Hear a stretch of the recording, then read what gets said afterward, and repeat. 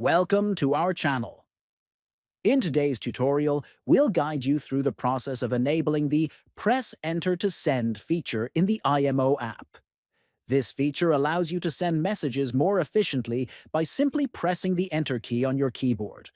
Let's get started. First, open the IMO app on your phone. Next, tap on the profile icon located at the top left. Then select the Settings option from the menu. After that, go to the Functions section. Finally, scroll down to find the Press Enter to Send option and toggle it on. Once enabled, pressing the Enter key will send your messages instantly, streamlining your messaging experience. And that's it.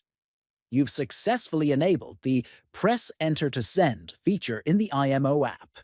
Enjoy a more efficient messaging experience.